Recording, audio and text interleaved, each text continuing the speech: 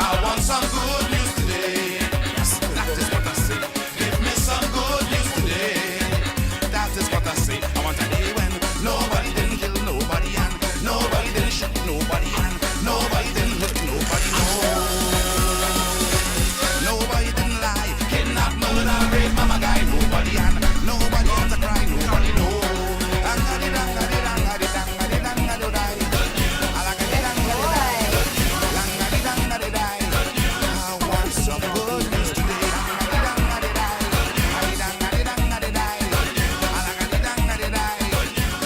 Right next to the Botanical Gardens lies the Emperor Valley Zoo.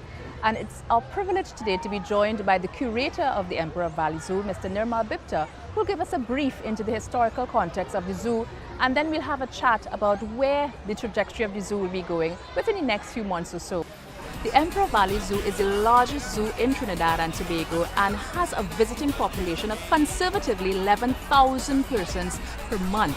Therefore, that means that if you're really taking part in a staycation right here, that this is a spot that is a must-see. New attractions have been added to the membership of the zoo, and we'll hear a little bit more about it by the curator of the zoo, Mr. Nirmal Bipta. So, Mr. Bipta, tell us a little bit about the Emperor Valley Zoo, the history of the zoo. Okay, the Emperor Valley Zoo opened its gates to the public on the 8th of November, 1952. The Emperor Valley Zoo was named after the butterfly that was most common in this valley, which is the emperor butterfly. That's how it got its name. The purpose of opening a zoological garden was to study biology, to bring new and interesting animals to the country that would bring people to the zoo, and to do research. The zoo has continued with that mandate, and as we go from strength to strength. How many species of animals do you have resident here? We have on average 275 different species of animals at the zoo, with a population of 486. Okay. Total population. And what type of staffing do you have to maintain that number? We have 3 categories of employees. We have the administrative staff, we have the zookeeping staff, and we have the maintenance staff. Altogether, there would be like about 60 employees. Now, I understand that the zoo recently garnered a few new attractions in terms of the animals. Tell us about those new attractions. Recently, we brought in some lions and tigers. We brought in white lions and white tigers, which is the first for this part of the world, for the West Indies and for Trinidad. We also brought in warthogs and giraffes, which again is another first for this part of the world. And we've got tremendous support from the public by our new acquisitions.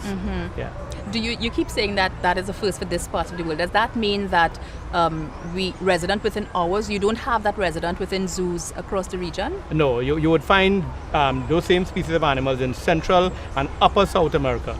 In the lower parts of South America, they are not found. No. And how challenging is it to maintain their living environment here? It is not very challenging. The reason is we have trained personnel to deal with these animals, and we have a very good rapport with zookeepers, directors, veterinarians, some other parts of the world in North America and Europe and that kind of thing. So it's a network of people working to make sure these animals get the best care possible. And our keepers have stood the test of time, and they're doing an excellent job. I've noticed over the years of coming to the zoo, ever since I was a little girl to now, there are many adjustments, many changes. I've noticed now you have specific feeding times where it's open to the public to be a part of. You have certain aspects. There's a petting zoo, is it? Yes. Tell us about that. Yeah.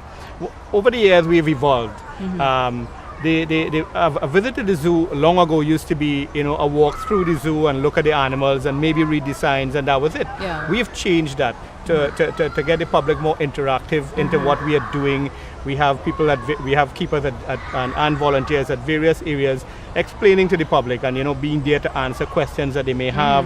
So a visit to the zoo is more educational and interactive now than it used to be.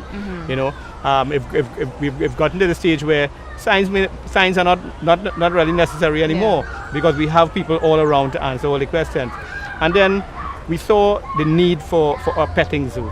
So what we do is we take animals out that are accustomed to being handled by our staff, and allow members of the public to interact with them and to take pictures with them. And some of our visitors refuse to leave when they interact with some of our animals. It's like it's a memorable thing for them. You know, they really, really love it. So, Mr. Bipta, for many persons coming to the zoo, you mentioned it is more an interactive experience. Walk me through the process of someone, let's say, bringing their children to the zoo for the very first time. Okay. When you come to the zoo, you're first met by our CSR, which is our cashiers and that kind of thing. And immediately upon you entering the zoo, there are volunteers who you can talk to and find out what is happening. We have signboards that tells you what time we are feeding specific animals, so that you can walk to those areas and get a first-hand view of the feeding of the lions or the tiger, that kind of thing. As you walk around, you see different individuals around the zoo with different petting zoo animals that you can interact with, and so it's not just, like I say, walking through and just looking at animals. It's more interactive now than it used to be. What type of animals are in the petting zoo? We have a variety of animals. We have reptiles from small boas to large pythons. We have macaws, parrots, guinea pigs, rabbits, an ocelot, which is the only wild cat found in Trinidad. We have Moroccois, turtles, you name it. We have So you allow people to touch the large boas? Yes, we do. Why on earth would I want to touch a large boa? Strange enough, the adults are afraid to do it, but all the children, from the toddlers all the way to maybe 16, 18, it's a first time thing for them, and they can't seem to get enough of it. A lot of them take pictures, they post it on Facebook, and you name it. They are overwhelmed by that experience. How do you have a methodology to measure, like repeat, how many times people would come back to the zoo?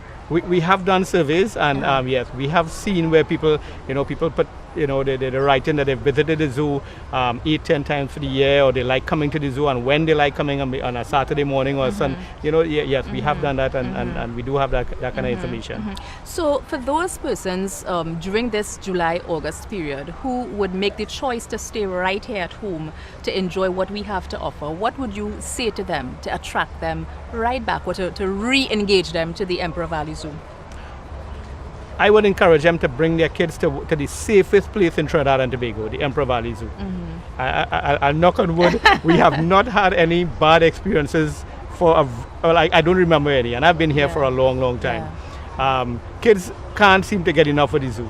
I mean, I've seen just a couple of days ago, a school came and the children, the teachers had to virtually beg the children to leave. We have to get the bus. The bus is waiting, and the children refused to leave. They were enjoying the experience so much. So I would encourage all of Trinidad and Tobago, even if they want to visit abroad, that's fine. We're not competing with anybody, but do visit us. We have a lot to share. Excellent. We have a lot to share right here at the Emperor Valley Zoo. Love your country.